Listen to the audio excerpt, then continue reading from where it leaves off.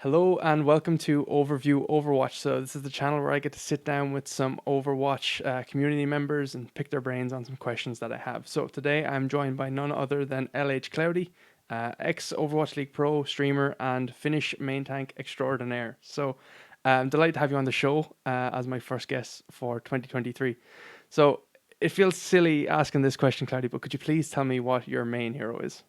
Yeah, well, I kind of play a Reinhardt character. Most of you know me. I've played the Reinhardt for the past 3.5 years now, so I'm kind of the guy. The go-to EU Reinhardt guy, as far as I can see it. Yeah, I'm Um, the guy. so in terms of balance, then we haven't seen much of Reinhardt recently in as you would say meta.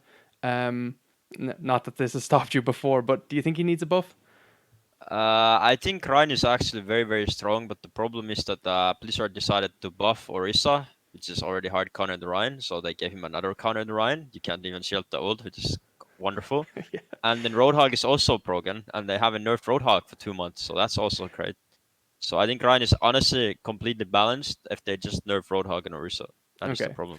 Well, hopefully now we see the January balance patch bring in some nerfs to Roadhog, but yeah, I think Orisa probably needs it. It's a strange decision to not let the ult be blocked by barriers. I mean, Yeah, I mean it's just like if you think about it, like it makes no sense. Like Orisa's problem has been like he gets ignored, right? Like not fighting a shield tank. Like that like the Orisa counter is to ignore him. And then they just like Orisa already completely destroys Reinhardt. You cannot counterplay this hero. And then they decide to nerf the Reinhardt matchup even more, which is like very interesting. I can Very, tell very I interesting. can tell you're enjoying that on the ladder. Then yeah. I've been having a great time. Can't play the Okay, game. so let's take it back here and just go through some of your journey and how you got into the Overwatch League. Yeah, well, I started playing the game on closed beta like 2 weeks before the game launched, and then I played the game with friends for like 4 months. But then I got too good and too high SR, so I couldn't play with my friends anymore. So I just started hard grinding the game. I got GM. Season 2 I was 4K. Then I really started to play in the game, and I got 4.7 on season 3. And then I actually my first team was kind of weird. My first team I ever got was 2017, and I emailed them. Like they asked me to email them, which was really weird. I've never seen that before. I've never done it after it. So I emailed them. I got a tryout. I did well in the tryouts. Then I joined ENS. And then we won the Finnish championship against Team Gigante with like Zappis and Fraggy. No big deal, easy peasy. And then like the Team Gigante got picked for Overwatch League. Then I got picked up for Team Gigante. That was really fun. And then I actually got paid enough money to play full time. So from 2000, since 2018, like 9 months, I played in Team Gigante full time. It did good. And then I got picked up to OWWC League to Paris with like almost all of my teammates. Only one of us didn't get picked up. So I was in Paris for a year. I was something. Then I was in Glads for a year. And after that, I've been just one trick Reinhardt streaming. Okay, very good. You were one of, I would say, a pretty select group, and that is, European players that made it into the Overwatch League. There's not that many, and seems to be a dying breed now. Very dark. I counted there was six rostered so far this year, Yeah.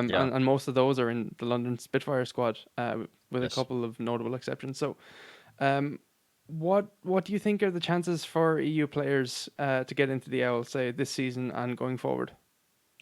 I think Europeans are getting quite ignored for no reason. I think EU players are like better than NA contenders players, but because obviously gets no money, so it's about that. It's not about the talent. So I think there's gonna be a few I know that are gonna be in more, and there's like one good team, and then it's just like, nah, it's not gonna be that many. Hmm. Yeah. Okay. And you don't think there's potential maybe in the future? Or do you think it's probably not looking good for the future of European Overwatch? It's not looking good for Europe, and it has nothing to do with the skill, which is the Yeah. worst part. Like I played a lot of EU, I played a lot of NA, I haven't played Korea, and I can say that the EU ladder is still very, very good at the highest level. Like better than NA, as good as Korea. Well, whatever people can argue that, but Hmm. it's just the fact that actually don't try, don't have good scouts, and then they just pick up random Koreans that are worse than like some of the Europeans, which is just horrible. Interesting. Of course, Overwatch League isn't the only avenue then for pro play, and we've recently been gifted that announcement for the Overwatch World Cup. Do you plan Yes. to compete for Team Finland? Yeah, I plan to try to get a spot in the Team Finland team. I think I should have a good chance considering if it's a 5 or a 6 man team. But probably 6-man team should be. We don't know that yet. Mm. There's going to be a couple of big teams made. Most notably probably USA, South Korea, UK might put out a strong team. What are your expectations for Team Finland? I think Team Finland will probably win, no doubt about it, 100%. With you at the helm. Yeah, I hope. And do you think the EU region will perform well in general? I think EU has like, if I can think fast, it should be like maybe even from 4 to 7 good teams. Like Europe should have 4 to 7 good teams that can compete to win. Hmm, interesting. Okay, aside from Team Finland, then what team are you most excited to see? Uh, well, well, I really want to see all the EU teams, but like the most interesting team is Team USA because like they have so many options in because like USA Yeah. is just an entire region, so like they have to choose the entire region into a 6-man team. So that's like really interesting to see who they decided to pick Mm. up for me. And okay, just the spitball here then. If you were thinking of some names for the NA team or for the USA team, apologies. Any Yeah. names come to mind straight away? Well, for flex support, there's no doubt about it. It should be RuPaul.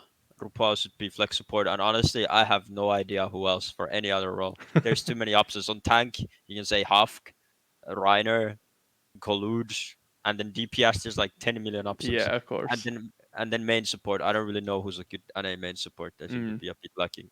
interesting. Yeah, no, look that's one I think is going to be well worth keeping an eye on when it Yeah, gets it's announced.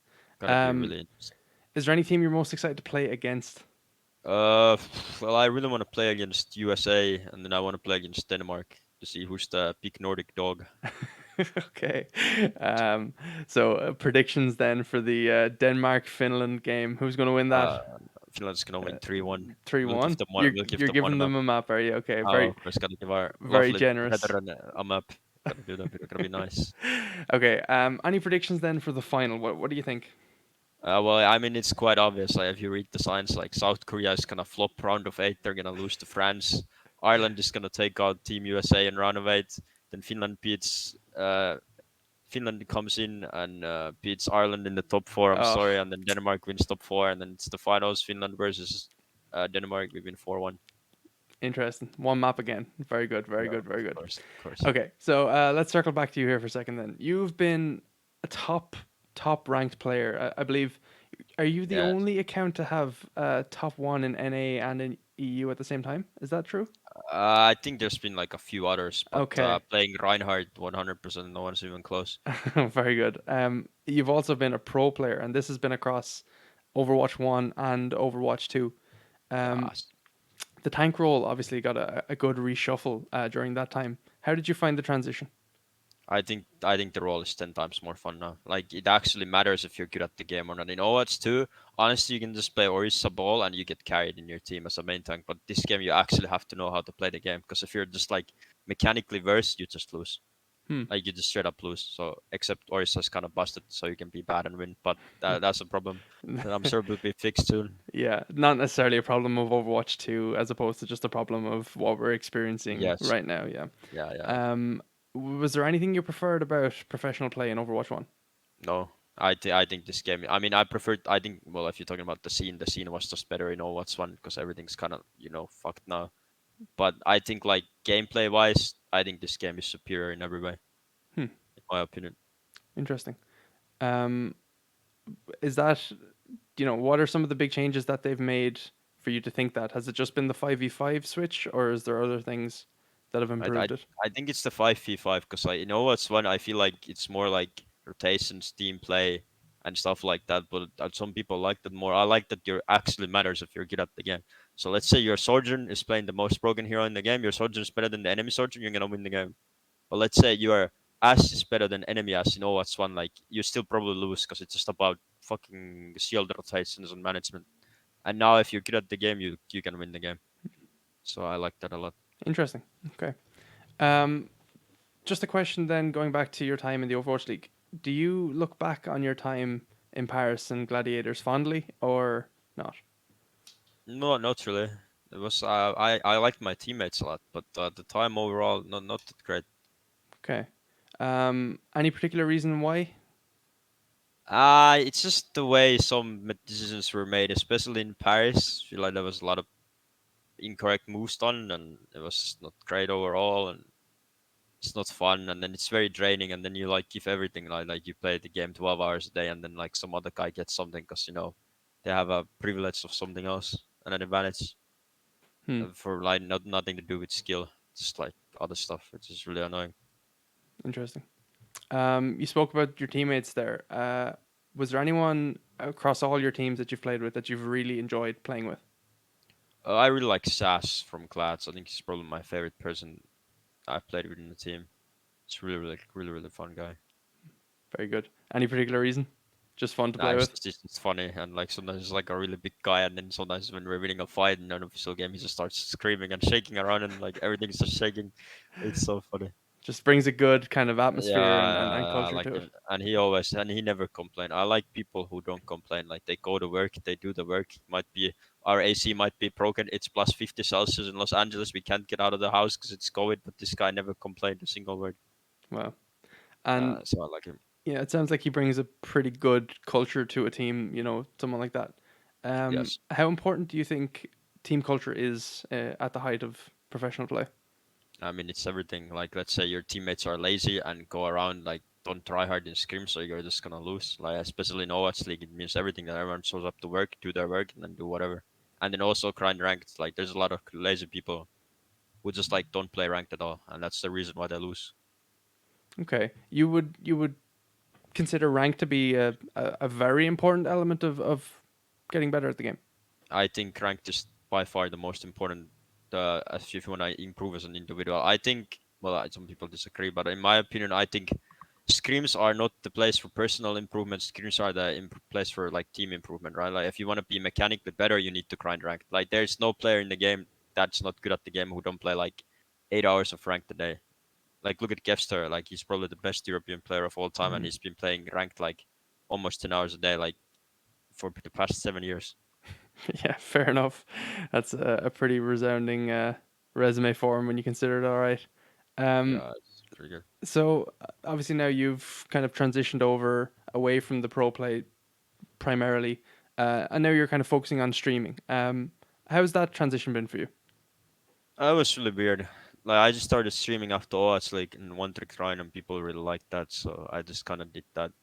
I did that for a while. I played NA contenders on hyping. I won contenders once in NA against the best contenders team of all time. Pretty sure, not pretty sure again. What's the American Tornado? Yeah, I beat them. I'm the only team in the only team that ever beat them in an NA contender. So that was pretty fun. And then I just realized that like, sure, I might be grinding contenders, but do I really want to be in Overwatch League again and have to drive? So I was like, I just like streaming and entertaining more, and just playing Reinhardt and being a menace.